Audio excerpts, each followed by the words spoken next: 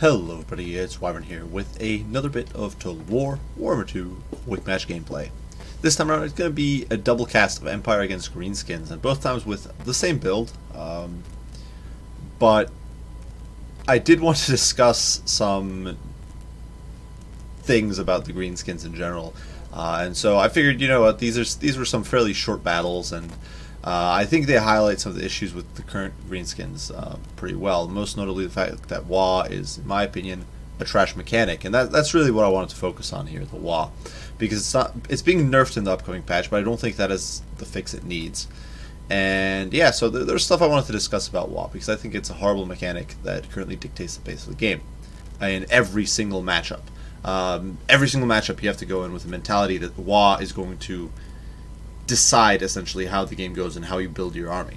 That's just how it is. So for my composition here as Empire, I decided to roll with Boris Stroudbringer. He's got all of his debuffs.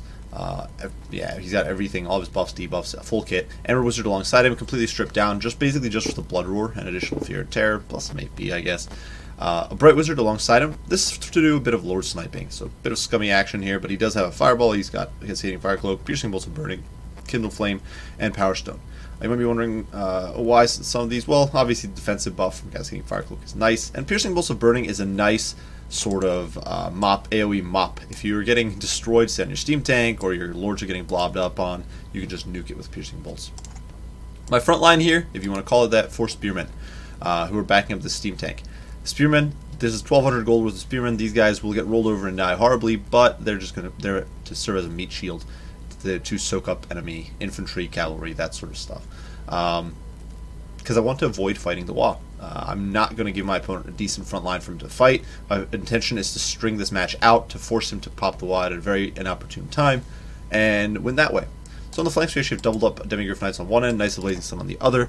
Knights of Blazing Sun are actually getting a buff, as are the Demigryph Knights in this upcoming patch, which is pretty awesome. I'm pretty psyched to see that happen. Demigryph Knights is such an awesome unit. Honestly, way underrated, and this was something I basically never used these guys before, but lately I've been trying them out in a few different matchups. Their performance against infantry is way better than halberds. Far better than you'd expect, actually. It's really kind of crazy how much better they perform against infantry than halberds, even though their stats are not that different. But immediately my steam tank is going to start teeing off my opponent here. You can see my opponent's build. It's pretty well rounded, I would say. He's got a front line of Black Orcs, which I think is a little overkill against Empire. I think you're better off with cheaper trash infantry, maybe like a 1 or 2 unit Black Orcs to really push through. He's got Scar Snakes with Waagh, Spite of the Bad Moon, and the Tricksy Traps, so, you know, fairly cheap, somewhat trolly choice. Scar Snake, though, does have a lot of HP, 4,700, makes him pretty tanky. Night Goblin Shaman alongside him with Spite of the Bad Moon, or did I call it Spite of the Bad Moon? It's not Spite of, or it is a Spite of the Bad Moon. And then the Curse, this one's the Curse of the Bad Moon. And then Itchy Nuisance and Sneaky Stabbing. So he's well kitted out. He also does have his mushrooms. He's got his shrooms there. And Sneaky Stealing to reduce my wounds of magic. Goblin Rock Clobber to harass me and be a pain in the rear, but honestly I don't care because it's not going to hit my cav. And the Steam Tank and Spears kind of don't matter. Front line of Black Orcs, as we mentioned. Night Goblin Archers on the flank to provide some harass.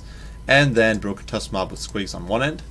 And more Orc Warboy Big Guns with Squigs on the other. One of the cool things about Night Goblin Squig Hoppers is that they're immune to psychology, which is actually pretty awesome. One of the things that you'll often find if you're trying to support your orcs with, say, Spider Riders, is that the fact that they don't have immunity to psychology and they don't have very good leadership can often mean that if your opponent has terror, they'll just immediately rout them, and then your Orc Warboys are fighting alone. Whereas Night Goblin Squig Hoppers will usually stick around okay, because they do have immunity psychology, which against fear and terror causing units, that's like an extra 20 to 30 leadership, really. Now immediately we did pop a Fireball at Scarshlink. We took about 900 health off him. We're actually going to dive in here on the Orc Warboy Big Guns, with the intent to try to kill a few of these guys. You can see that basically that double tap on landing. We've already taken down 8 models in very quick succession. And the main key here was trying to pin my opponent in place so that my Demigryphs could then engage safely or easily. So my opponent here not doing all that well, not holding up too well against these Griffins. Now certainly the Amber Wizard not exactly the ideal sustained melee combatant. Boris better, but still not quite amazing. But we are going to be able to shred these Orc Warboy Big Guns, force an immediate tear out, and then follow up with a charge into Squigard, which with their lowish stats are not going to be able to hold up. They're even with the immunity psychology, they will rout pretty quickly from just the overwhelming damage. In the meantime, the steam tank was popping shots at these Broken Tusk Mob. You can see it is now up to 26 kills, most of those against Broken Tusk Mob. Almost hit a chevron. It's getting some good value here. And I managed to use these spears, you can see, to zone out this cavalry, which is a really nice little win for me. We're bogging down these Night Goblin Squig Hoppers. These guys actually got 5 kills against the Squig Hoppers, so hey, success. Spider the Mad Moon goes down here trying to be a nuisance, but honestly it does more friendly damage than anything else. And the Griffin squad continues, the Griff squad. So do keep in mind, Amber Wizard, it's -8 leadership on Blood Roar, -4 on Boris's Crush the Weak. Then you can stack that further with other buffs, debuffs. I'm going to drop here on the Catapult crew, which has, I don't know what their leadership is. It's pretty freaking terrible considering how fast the pump dropped. The baseline's only 40, so they completely fell apart. They were shattered with 23 of their models still left, which is really, really bad for my opponent. Orpor Begins here are actually getting recharged by Bright Wizard, which then allows me to charge them from the front with the Griffin squad. And once again, their leadership's going to fail in a little bit. Waagh does go off, but too little too late. It's not going to be enough. The Griffins over here, or the Demigriffs, pushing past into the Night Goblin Archers. I'm trying to shut them down. My opponent's line at this point is strung out. He's got a Cav Pocket over here fighting the Steam Tank, which is going to take him forever even with AP. He's got 2 Black Orcs in the back, 2 Black Orcs out here. Archers, well, I guess this is a bit of a clump here, like a decent defensive clump. But he's basically lost all of his important troops. I feign a charge there, get Borison to force the Shatter. And yeah, so we got these guys out of the fight, and we're then able to turn around with our Demigriffs and go chasing after Night Goblin Squig Hoppers. And just leave this pocket to be sad and alone. Over here, Piercing Bolts of Burning do go down on this bombardment. Just see that burning hell going down on all these roast pigs. Just look at that, some burnt bacon in the morning. But Steam Tank still fighting away. It's lost about half its HP at this point, and I don't have heals, so I didn't bring Lord of Life. But as these guys retreat, we are going to give some cheeky rear shots to send them on their way. And with that, my opponent's chances of a win are basically gone, even though it might not look it. The Demigriffs are going to mop up these Squig Hoppers. My opponent does have a single pocket here, but he's effectively lost a unit of archers. They're getting chased off by Boris. Knights of the Blazing Sun here I tried to send them after the archers, but they lost track of them because they had stalk. At this point, I'm not going to charge into Black Orcs. So I do still have these guys on reserve and standby. We've gotten rid of most of my opponent's troops. You can see the Orc Boar Boys are probably not coming back. The Broken Tusk Mob here trying to kind of make their way back. At this point, the Steam Tank is pivoted and is teeing off on the poor Black Orcs. We can see it actually takes off like 7 models there. Just look at this guy doing work, doing the Sigmar's work here. But at this point, my opponent's army is basically falling apart. Certainly, he's got these Black Orcs, but with this huge gap between this pocket of troops and this pocket of troops, I'm now free to collapse on these guys. And sort of end the game pretty decisively. So this one, my opponent is simply going to GG out of the game. You can see I kind of stopped sniping at Scar Snake. I didn't really bother after he popped his wall. It just wasn't worth it. And honestly, given that my opponent did go with a bit of a gimmicky build here with Scar, or it's kind of risky attempt here with the Scar Stick, I figured it wouldn't really be fair to be sniping him. But that's the first match, and there was a second one I do want to demonstrate. But as you saw, like, this build that I'm bringing here is completely catered to the fact that I can't afford to fight in the front line. And you could say, well, Empire shouldn't be winning front lines against Greenskins. But I think Empire should be able to hold the front line somewhat against Greenskins. I do think that you should have the ability to slow your opponent down in a serious manner. To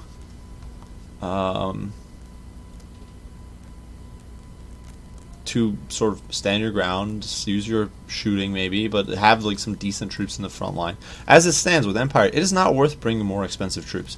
Even state troops of the caliber of Swordsmen, it's kind of a waste of money. You're not going to get much value out of them because they're going to get rolled. If your opponent pops Waagh into their goblins, the goblins roid up through the roof and you're done. Black Orcs, they'll crump you. Greatsword's complete waste in my opinion, because despite their armor, they're just not going to be able to hold up to wad up Savage Orc big guns or big guns.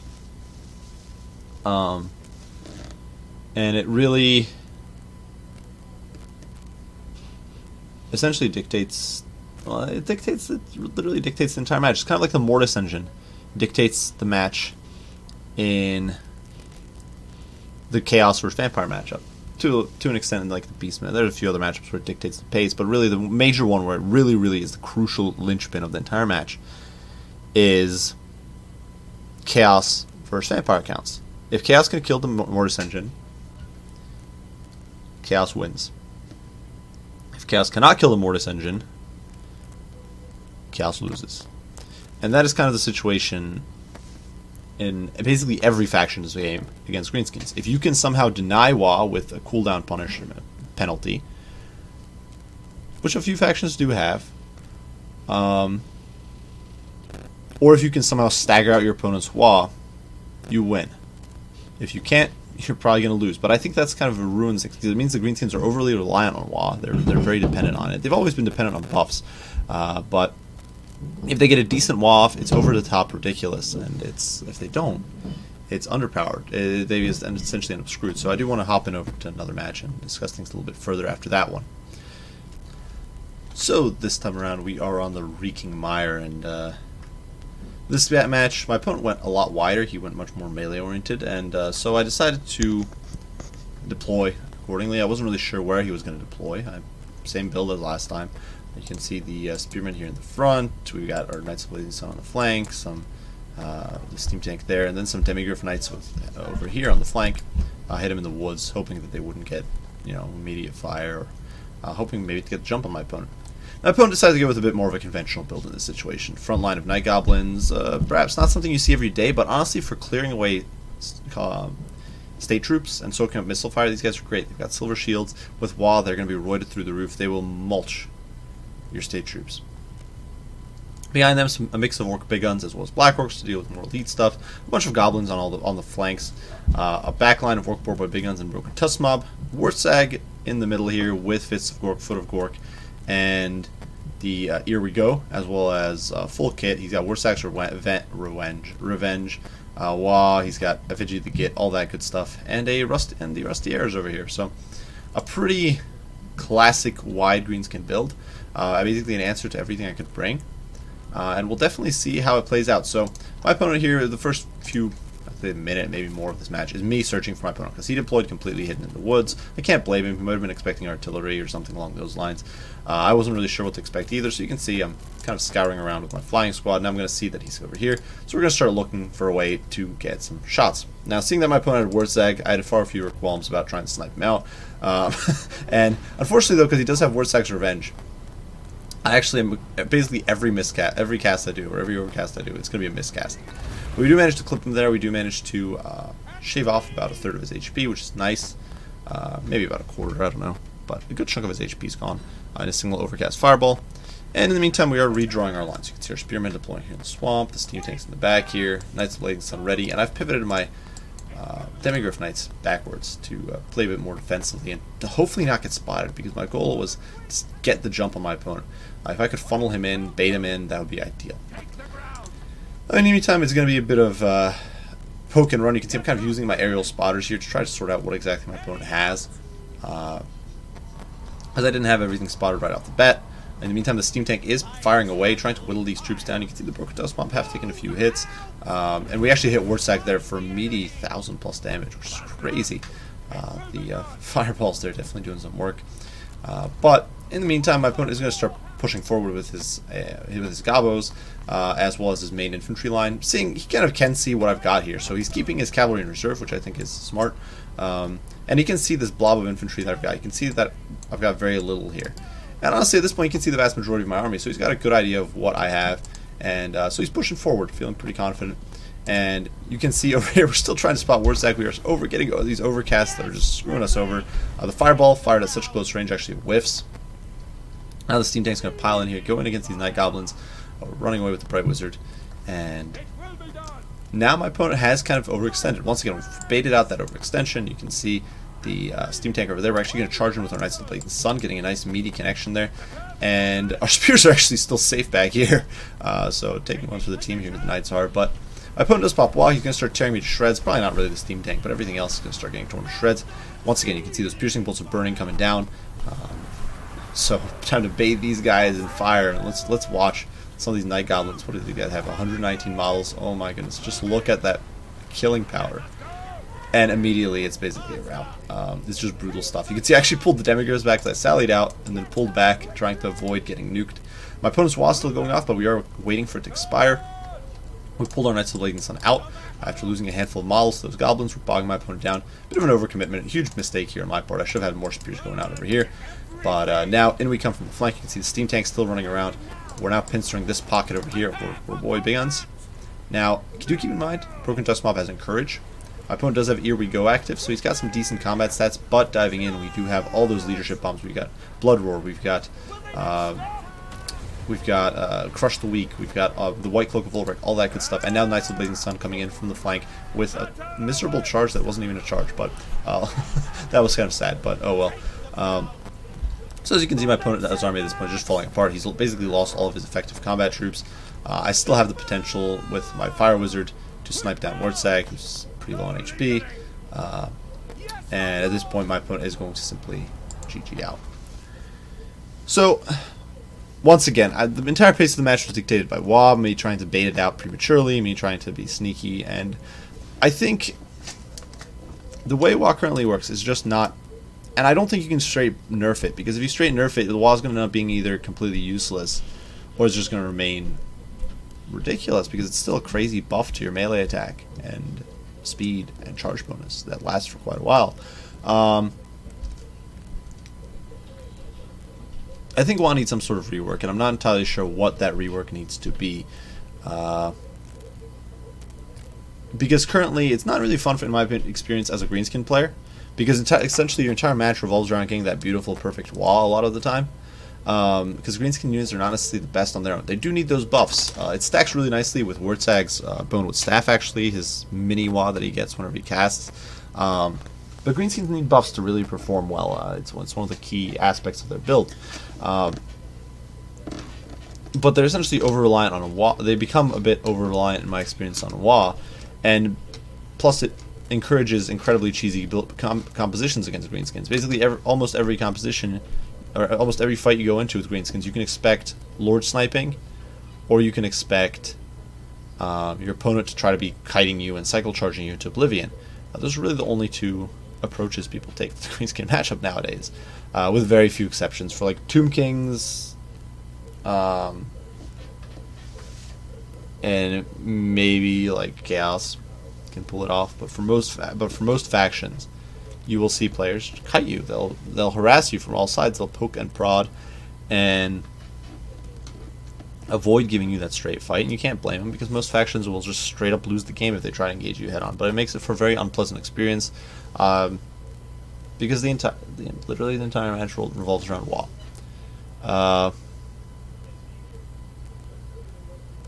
How that should be resolved, I'm not really sure. I personally would like to see something where Waagh cannot be denied with cooldown penalties. I don't think that's good, the fact that you're required to be in melee for it to cast, because it means that factions that have something that instantly denies your ability, that increases your ability cooldown, have a huge edge. They can reset your cooldown, and then especially if your opponent has some good Lord Sniping options, you're going to have a very difficult time getting back into things to get in melee and grind out the few seconds you need, depending on what it is. For example, Arcane Forging needs your Lord to be in combat for 30 seconds. There's a good chance he can't survive that long if your opponent is really focused on gooning him out.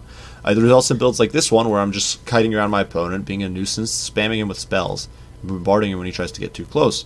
Or other builds where a person just goes super wide with a bunch of shooting and has a super cheap shaft front line, and they're just trying to gun you down. A lot of dwarf builds. My dwarf builds I usually do, it's like Iron Breakers. Just soak up the charge, absorb it, hold out as long as you can, and bombard your opponent with shooting. I think the fact that factions that are oriented at melee, even like Dark Elves without Destroyer, or even Chaos or Beastmen, the fact that they don't try to, or Norska, that they don't try to fight you in close quarters, that they try to kite you out and do sort of nuisance harassment strats against Greenskins, just says everything that's wrong with Waagh. It's overkill, and at the same time it's a critical portion of the Greenskins roster. I think Greenskins units should in general just get slightly better stats across the board, or maybe not across the board, but at least the units that seem to be a little weaker get slight buffs to their stats if and as needed. And in return, I think Waagh needs to be reworked. It could be some sort of mechanic based on, I don't know. There's a lot. there's not too many ways I could think of reworking it, but I prefer anything but a straight nerf. Perhaps something that would allow a bit more counterplay, or would scale more with a unit's baseline capabilities, like in the same way Murderous Prowess does. For example, Murderous Prowess has pretty... The benefits on Murderous Prowess are not that amazing. It scales very well with elite troops, and it allows Dark Elves to stick around in a fight longer. Because of the leadership buffs, but it's not necessary. But I don't think Murderous Prowess is necessarily, for example, as overtuned, because it does scale with units. So if you manage to snipe down your opponent's more elite or superior troops, if you whittle them down a bunch before it goes off, you're in a much stronger spot. So I think maybe if Waagh had something that made it involve a little more risk, that you have to go a little more elite to get more benefit out of it. Because right now it essentially, especially overbuffs low end troops like goblins and orc boys and boar boy big guns, and these sorts of units get like double or more of their, like, it's like 100 to 150% buff to their melee attack for a lot of these units, and it results in them being way overtuned.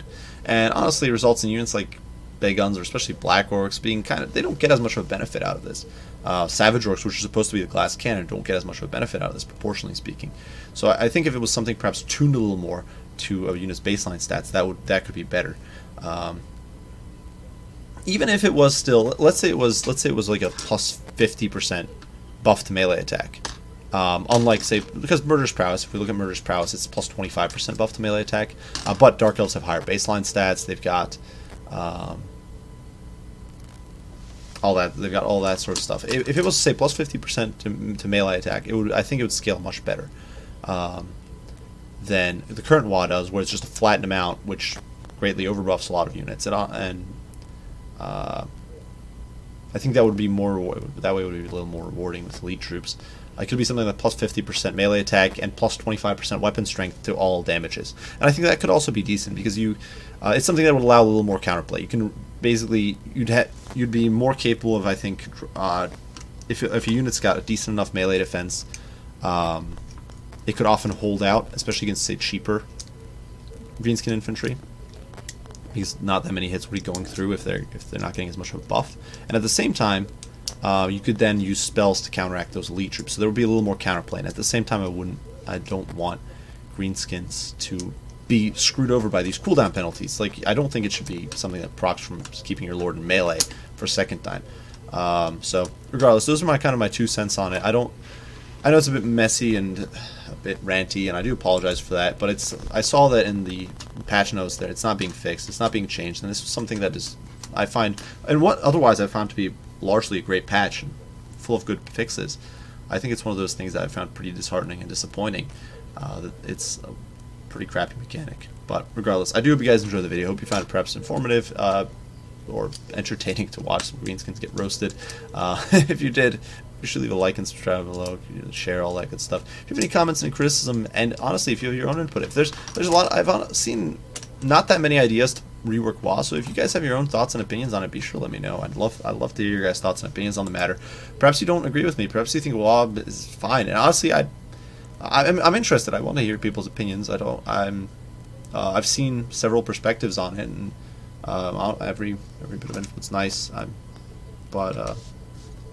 Yeah, so if you have your own thoughts, opinions, all that, be sure to share. If you have any, and yeah, are there any comments or criticisms otherwise, be sure, as usual, to post. So I do appreciate you guys for watching, and I'll see you all in the next one. Bye for now.